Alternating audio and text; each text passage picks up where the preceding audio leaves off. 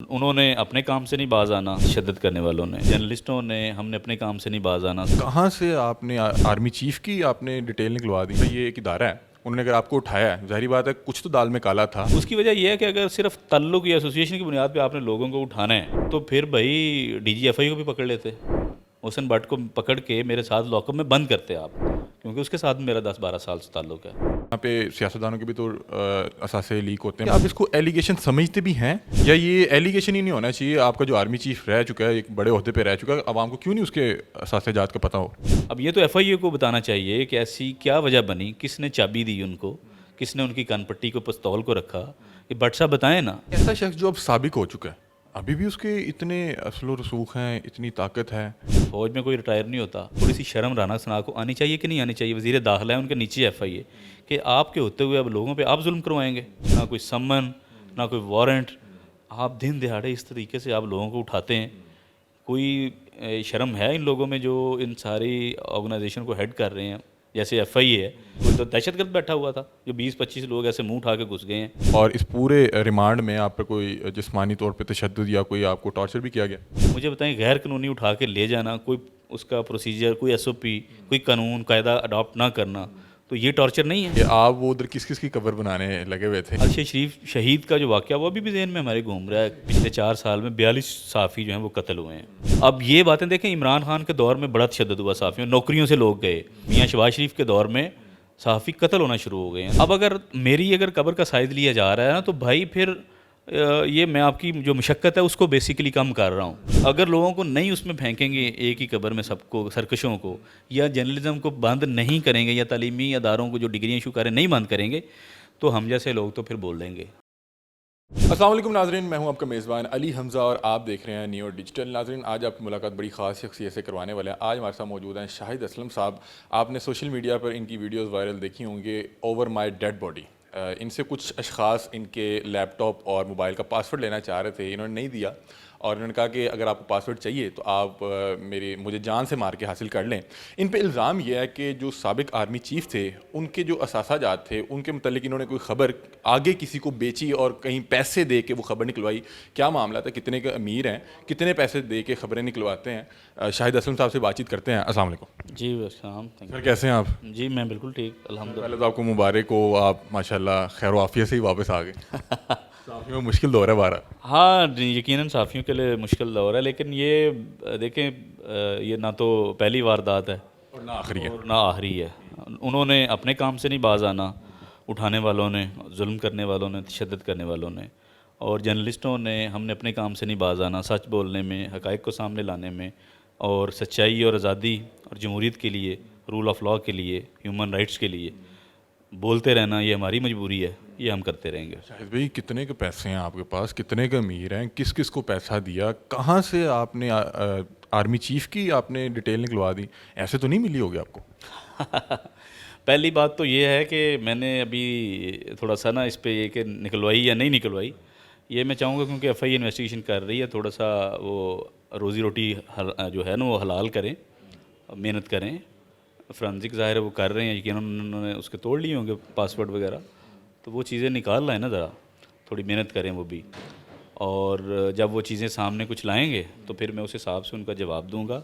बाकी जहाँ तक रही पैसों की बात, तो वो अल्हम्दुलिल्लाह अल्लाह का बड़ा शुक्र है कि मैं पाकिस्तान के शायद उन चंद रिपोर्टर्स में से हूँ जो बड़ा अच्छा कमाते हैं, और मैं जो टैक्स है शायद जो मैं सालाना पे करता हूँ, वो पाकिस्तान के शायद चंद जो मुअज़्ज़िज़ीन हैं उनसे ज़्यादा अदा करता हूँ मैं, अल्हम्दुलिल्लाह।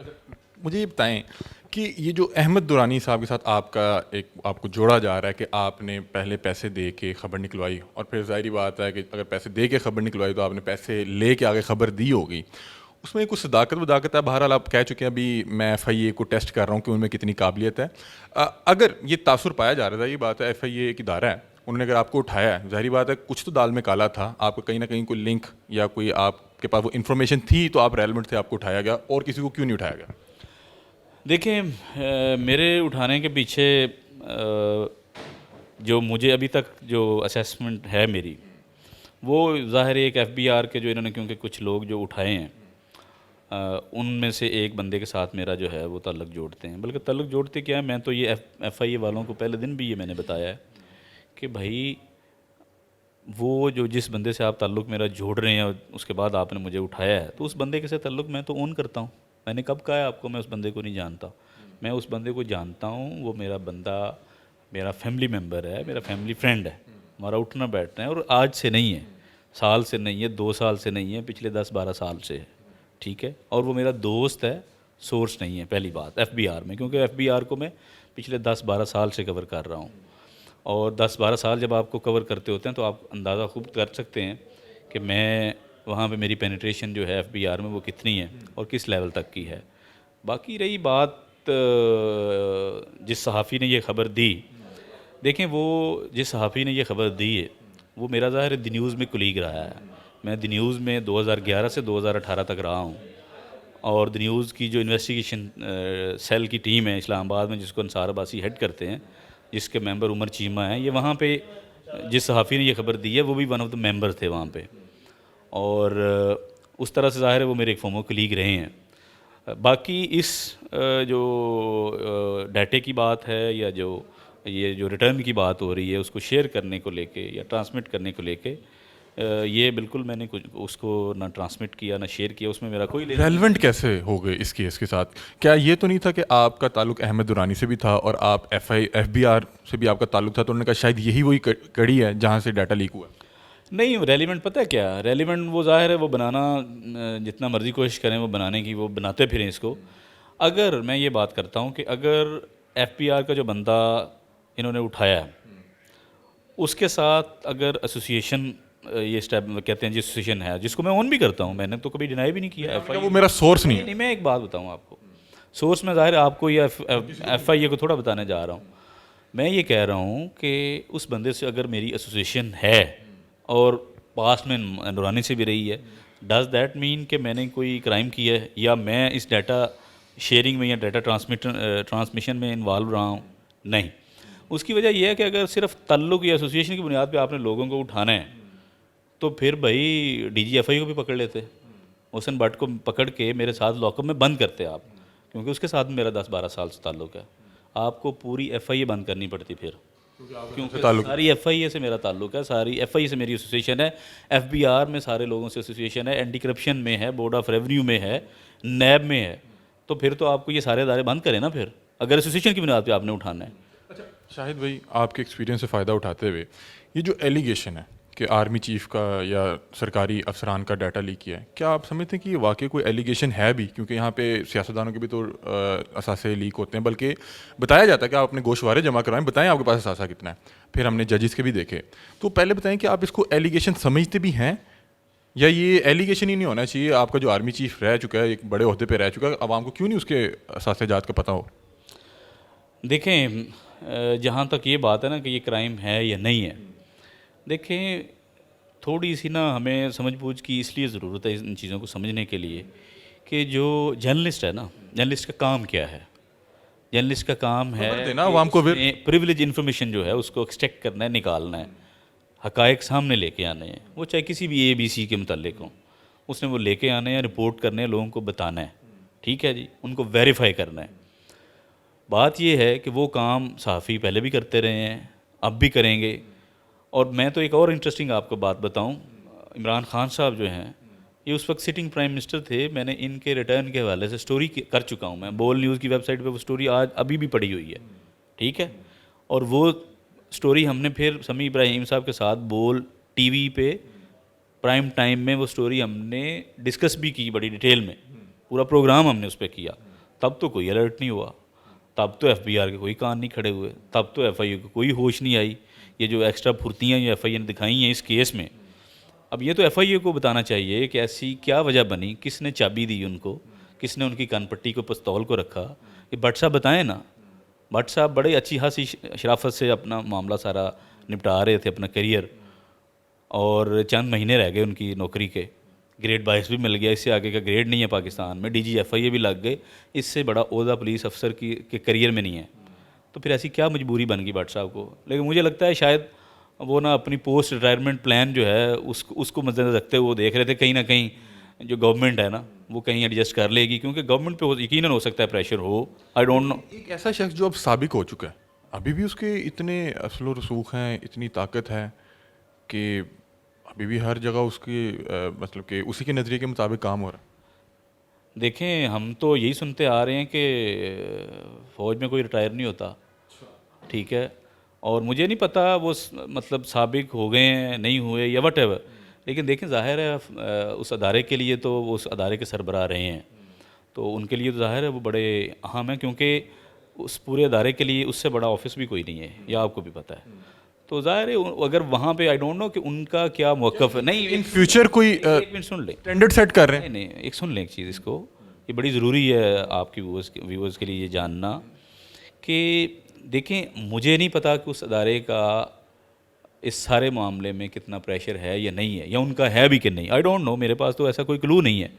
ये तो भट्ट साहब को बताना चाहिए, DGFIA को, या राना सनाउल्लाह को बताना चाहिए, या प्राइम मिनिस्टर को बताना चाहिए। देखें, राना सनाह पे बड़े जुल्म और सितम हुए माजी में, और लोग उनके साथ खड़े हुए क्योंकि उनके साथ ज़्यादती हो रही थी। अब राना सनाह को थोड़ी सी शर्म राना सनाह को आनी चाहिए कि नहीं आनी चाहिए? वज़ीर दाखिला है, उनके नीचे FIA, कि आपके होते हुए अब लोगों पे आप जुल्म करवाएंगे। अगर आप बेबस हैं तो इस्तीफ़ा दे दें ना, घर चले जाएं आप कहें जी मैं नहीं हैंडल कर पा रहा, FIA मेरे कंट्रोल से बाहर है, ठीक है। या इवन शहबाज शरीफ साहब, उनको थोड़ी शर्म कर लेनी चाहिए। भाई, आप इतने आला मनसब पे बैठे हैं, कुछ आप ही खुदा का खौफ करें यार। शाहिद भाई, मैं आपसे पूछ रहा हूँ, आपने जैसे कहा, अपने इंटरव्यूज़ में भी कहा, अभी भी हमें बताया कि कहीं ना कहीं से तो प्रेशर था, और जब भी कहा जाता है कि प्रेशर था तो आपका जो तासुर है एक ही जगह जाता है, और फिर साथ ही आप कह रहे हैं कि मुझे नहीं पता कि वहाँ से प्रेशर था या नहीं था। हमें जहाँ तक लगता है गवर्नमेंट में तो इतनी ताकत ही नहीं है वो किसी चीज़ पे प्रेशर डाल सके, और जो केस था और जो हमारा तासुर जाता है तो वो तो एक ही जगह जा रहा है। देखें, वो एक जगह जा रहा है या दो जगह जा रहा है, मैंने जैसे पहले भी कहा कि मुझे इस चीज़ का मेरे पास कोई एविडेंस नहीं है। इस बात का जवाब तो देगा मोहसिन भट्ट, या इस बात का जवाब दे सकता है राना सनाउल्लाह, या वज़ीर आज़म पाकिस्तान जो हैं शहबाज शरीफ साहब। वो बताएं कि उनके प्रेशर था या नहीं, या किस क्वार्टर का प्रेशर था, ठीक है। देखो, मुझे तो FIA और कुछ जो लोग हैं उन्होंने उठाया जो यूनिफॉर्म में नहीं थे, सादा कपड़ों में थे, ठीक है। ये भी वीगो बताएं में डाला। वो किस तरह आए, वो क्या माहौल था, और बताया जा रहा है कि आपको पहले खबर मिल गई हुई थी एक दिन पहले कि इन्होंने आपको उठाना है। किस तरह से घर में एंटर हुए, माहौल क्या था? देखें, उठाने की खबर पहले नहीं मिल गई थी। एक दिन हुआ असल में ये था कि जुमेरात को फ़हद शहबाज जो हैं, वो दुनिया TV के साथ फ़हद भाई। काम कर, जी जी, दुनिया TV के साथ काम करते हैं, मेरे बड़े प्यारे दोस्त हैं। हम एक मूवी नई आई पाकिस्तान में, उसके प्रीमियर पे गए हुए थे। वो जब हम प्रीमियर हमने को आधा को देखा तो हम खाना खाने के लिए मालूम चले गए। जब हमने खाना शाना खा के वहाँ से वो मुझे उन्होंने ड्रॉप किया ऑफिस में, तो तकरीबन 11:30 पौने 12 का टाइम होगा, और मेरे ऑफिस से घर का फासला ज़्यादा नहीं है, तो जाते वक्त तकरीबन 12 बज गए होंगे। तो मैं जब पहुंचा तो हम जाके सो गए। साथ में मेरा एक रूममेट होता है जो मेरा क्लास फेलो भी, जावेद इकबाल, जिसको साथ उठा के ये ले गए थे। अच्छा, द नेक्स्ट मॉर्निंग यानी कि जुमे की सुबह, हमें हम सामने वाले हमसायों ने बताया कि आपका ना कुछ लोग रात के 11 बजे आके पूछ रहे थे कि यहाँ पे कौन रहता है। शाहिद साहब रहते हैं, उनके साथ कौन कौन होता है, कितने लोग हैं, फैमिली साथ है या नहीं है, इस तरह की चीज़ें वो उनसे पूछे। वो ये हमें जुमे की सुबह पता चल गया था कि कोई लोग आए हैं। तो मैंने उनको बल्कि कहा भी, मैंने कहा देखें, मैं जर्नलिस्ट हूँ और मैं बहुत से मामलात जो है उस पर रिपोर्टिंग कर रहा होता हूँ, तो अगर को आपको इस तरह की बात जब हो ना, पूछे, नहीं नहीं, आप बताएं बेशक, लेकिन अगले से ये पूछें कि आप हैं कौन, कहाँ से आए हैं, को अपना नाम, पता, को एड्रेस, काम क्या है आपको, थोड़ी सी इन्फॉर्मेशन उनके मतलब ले लिया करें। तब बेशक उन्हें आप बताएं भी कि यहाँ को रहता है या नहीं रहता। तो ये बात मेरी उनसे हुई, और हम उसके बाद नाश्ता हमने बनाया, नाश्ता कर रहे थे। नाश्ता हमने जब किया है तो अभी मैं चारपाई पे बैठा हुआ था, तो इतनी ज़ोर से दरवाज़ा जो है वो नॉक हुआ है, ऐसे मतलब ऐसे बम फटा है दरवाज़ा, मतलब समझे टूट गया था वो। तो कुछ यूनिफॉर्म में थे FIA की, कुछ सिविल कपड़ों में थे। 15-20 लोग जो हैं वो दंदनाते हुए अंदर आ गए हैं। आते साथ ही उन्होंने कहा जी लाएं जी हैंडकफ। जैसे ही उन्होंने कहा, मैंने कहा लिए ले, मैंने हाथ आगे कर दिया, उन्होंने हथकड़ी लगा दी, और मेरा मोबाइल जो है वो चारपाई पड़ा हुआ था, वो उन्होंने पकड़ा, लैपटॉप साथ पड़ा हुआ था, वो उन्होंने लिया, और जो मेरे रूममेट थे जावेद इकबाल, उनको भी उन्होंने पकड़ लिया। उनको ज़ाहिर हैंडकफ नहीं किया, उन्होंने हथकड़ी नहीं लगाई, उनको उन्होंने वैसे ही कहा कि आप साथ चलें। उनका भी मोबाइल ले लिया, लैपटॉप ले लिया, तो ड्रैग करते हुए इसी तरह वो डाला नीचे खड़ा हुआ था, तो उन्होंने उस डाले में डाला। वीगो था, ज़ाहिर है जो काले शीशों वाला, डर गए? और साथ में नहीं, डर किसने जाना था? एक तासुर आया था कि वीगो आ गया, अब काले रंग नहीं वीगो ये नामालूम अफराद। नहीं, देखें इनिशियल तासर ज़ाहिर है मेरा भी था। अभी भी मुझे ये नहीं पता कि उसमें कौन, उस पूरी एक्टिविटी में कौन कौन लोग थे, मुझे नहीं आइडिया। कुछ लोग ज़ाहिर है यूनिफॉर्म पहना हुआ था FIA का, और साथ में सामने वाली हमारे जहाँ मैं रहता हूँ तो उसके साथ में एक छोटी सी फैक्ट्री है, उसकी छत पे भी लोग खड़े होकर वीडियो बना रहे हैं सारे अमल की। तो ये बड़ा शेमफुल था और बड़ा रिडिकुलस था इन अ वे कि आपने गिरफ़्तार भी कर लिया, इस तरह से रेड आप कर रहे हैं, शर्म नाम की चीज़ आप में नहीं है, हया नाम की चीज़ आप में नहीं है। नोटिस नहीं आया? कोई नोटिस, मैं कहता हूँ मुझे ना कोई नोटिस, ना कोई सम्मन, ना कोई वारंट। आप दिन दिहाड़े इस तरीके से आप लोगों को उठाते हैं। कोई शर्म है इन लोगों में जो इन सारी ऑर्गेनाइजेशन को हेड कर रहे हैं, जैसे FIA है, उसके DG के साथ मेरा बड़ी पुरानी शनासाई है। तो ज़रा मुझे देखें, किसी से फेवर नहीं चाहिए, ना मैं फेवर की मुझे ज़रूरत है। मैं तो ये बात करता हूँ कि यार कोई प्रोसीजर होता है, कोई SOP होता है। आप कोई प्रोसीजर तो कोई या कोई SOP, तो आप पे कोई चीज़ लागू नहीं होती। अब मैं जर्नलिस्ट हूँ, मैं ये कभी भी नहीं कह रहा कि जर्नलिस्ट जो है वो जवाबदेह नहीं है। भाई हम भी अकाउंटेबल हैं, हम पे भी हम इस मुल्क के शहरी हैं ना, इस मुल्क के तमाम कवानीन हम पे भी लागू होते हैं। इसी तरह जो FIA में है या जो किसी और तफ्तीशी अदारे में है, तो उन पे कोई कानून नहीं लागू होता। इनको किसने इजाज़त दी बगैर वारंट के, बगैर नोटिस के आके इस तरह से छापा मारने की? कोई तो दहशतगर्द बैठा हुआ था जो 20-25 लोग ऐसे मुंह उठा के घुस गए हैं। तो ये शर्म का मकाम है। जिस दिन हमने देखा, आपने कहा ओवर माय डेड बॉडी कोई पासवर्ड नहीं मिलेगा, और उस दिन आपको मेरे ख्याल रिमांड पे भेजा जा रहा था, तो क्या कोई आप पर कोई तशद्दुद या कोई प्रेशर इस तरह का डाला गया था जो आप मीडिया पर रजिस्टर्ड करना चाह रहे थे कि आप जान ले लें पासवर्ड नहीं मिलेगा, और इस पूरे रिमांड में आप पर कोई जिस्मानी तौर पर तशद्दुद या कोई आपको टॉर्चर भी किया गया? देखें, जो भी बातचीत आपकी आपने देखी वहाँ पे कोर्ट में आते हुए जाते हुए, वो देखें, कोई मैं किसी को मूवी की शूटिंग पे तो था नहीं कि जहाँ पे एक स्क्रिप्ट लिखा हुआ है और उसको आपने पढ़ के आना है और पढ़ के जाना है, या कोई एक्टिंग हो रही है, कोई ऐसा सीन तो था नहीं। वो सारा जो है वो वही था जो उस वक्त जहन में बात आ रही थी, और वो सिचुएशन को देखते हुए उसी तरह जो जो भी निकल रहा था तो वो उसी तरह था, वो सारा नेचुरल। बात ये है कि ये तशद्दुद हुआ कोई? नहीं, तशद्दुद देखें, तशद्दुद सबसे बड़ा तशद्दुद आपकी नज़र में पता नहीं तशद्दुद क्या है, आपकी नज़र में तशद्दुद क्या है मुझे फिजिकल टॉर्चर हुआ? नहीं, मेरी आप मुझे बताएं ना, तशद्दुद क्या है आपकी नज़र में, तशद्दुद की डेफिनेशन क्या है? मैं बेसिकली फिजिकल टॉर्चर का फिजिकल, मैं कहता हूँ कि मेंटल टॉर्चर नहीं है।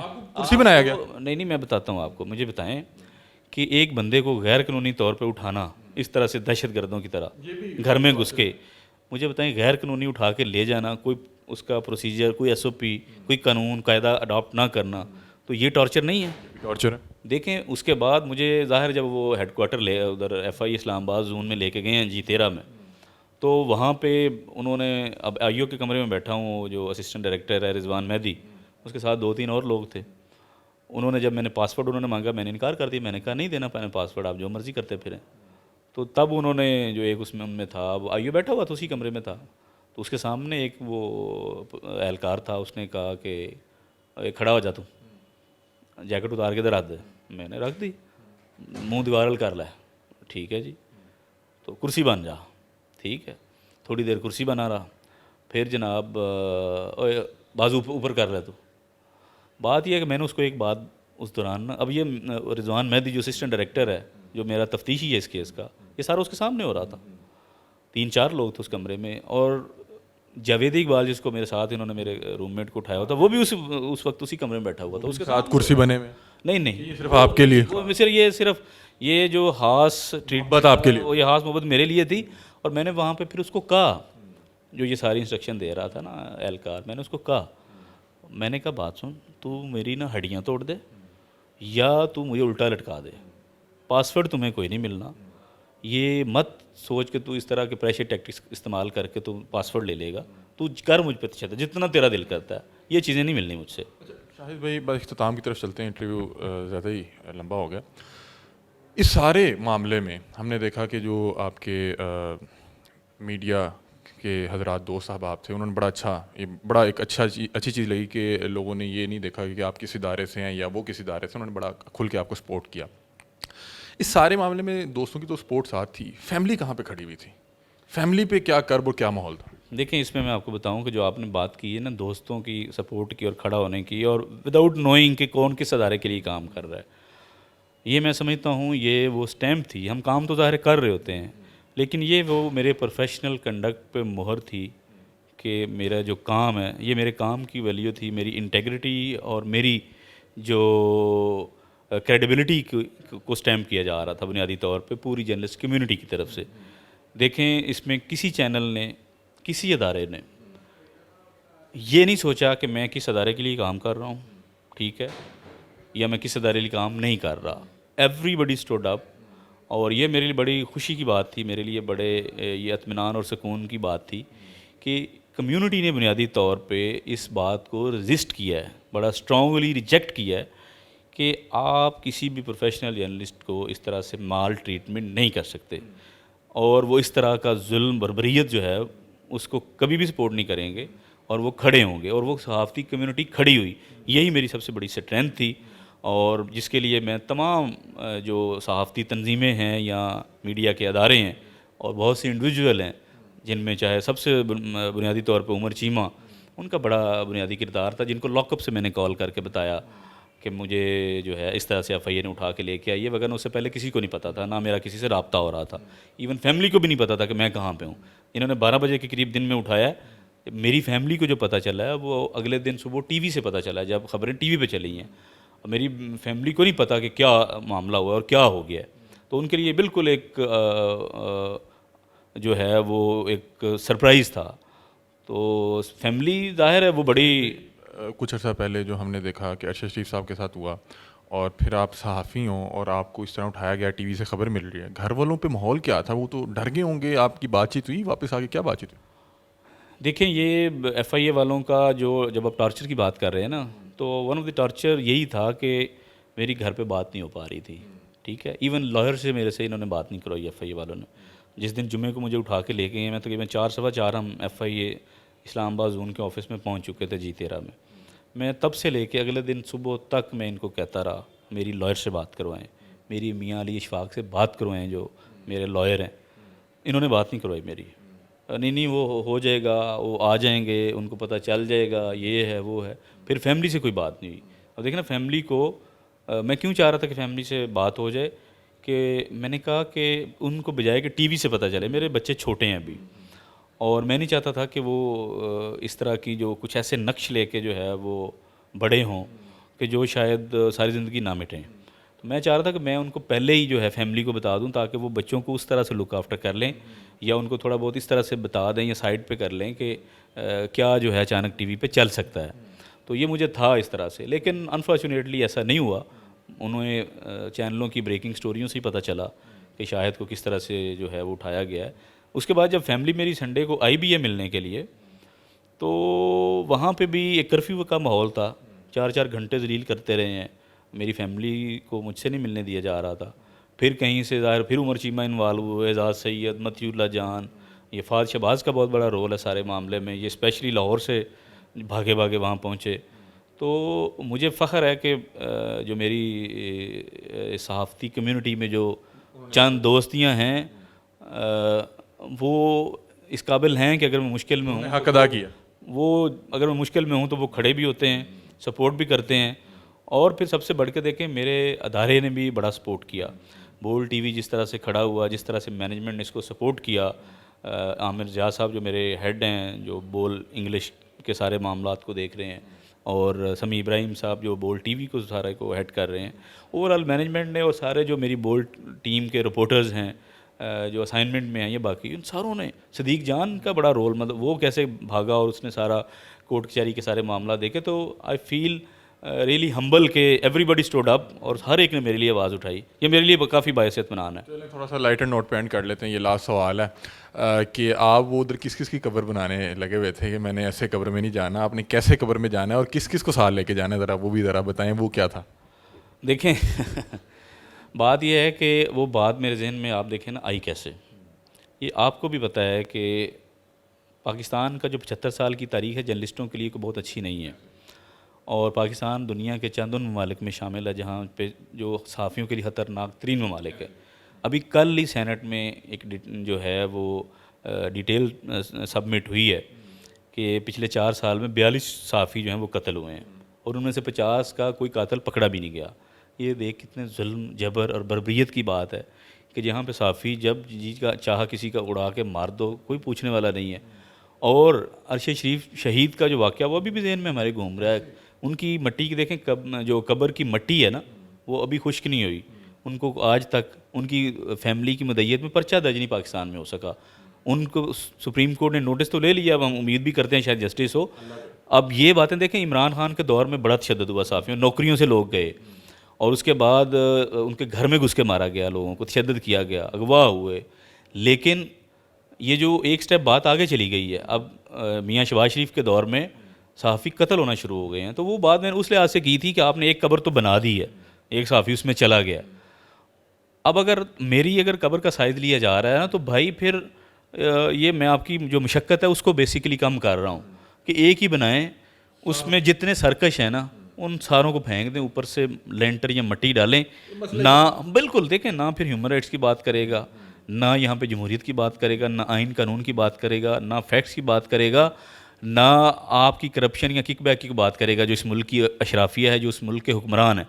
तो ये आराम से चैन से सोएंगे, सहाफ़त से इनकी जान छूट जाएगी। बल्कि आपके वजह से मैं जाते जाते एक और बात कह दूँ कि जो नीम मुर्दा पार्लियामेंट है ना हमारी, वो उसको भी थोड़ी होश करनी चाहिए, वो थोड़ी सी नींद से उठे और करे क्या, एक लॉ बना दे, लॉ ऐसा पास कर दे कि इस मुल्क में जर्नलिज़म करने पे पाबंदी है ता हुक्म सानी, और साथ ही साथ ये वो कहें कि ये हुक्म जो है वो तालीमी अदारों पे भी नाफजुल अमल रहेगा ता हुक्म सानी, जो जर्नलिज़म की डिग्रियाँ इशू करते हैं, ताकि ना सिर्फ जर्नलिज़म का पे पाबंदी हो बल्कि आने वाले जर्नलिस्ट हैं उनका दाखिला जो है वो भी बंद दो, तो ये चैप्टर ही ख़त्म हो जाए फिर। मतलब कि जो बर्दाश्त ही नहीं हो रही उसको जड़ों से उखाड़ें। क्योंकि अगर ये नहीं करेंगे, कब अगर लोगों को नहीं उसमें फेंकेंगे एक ही कब्र में सबको, सरकशों को, या जर्नलिज़म को बंद नहीं करेंगे, या तालीमी अदारों को जो डिग्रियाँ इशू करें नहीं बंद करेंगे, तो हम जैसे लोग तो फिर बोल देंगे, हम जैसे लोग तो फैक्ट्स रिपोर्ट करेंगे, हम जैसे लोग ह्यूमन राइट्स पे बात करेंगे, जमहूरियत पे बात करेंगे, रूल ऑफ लॉ पे बात करेंगे,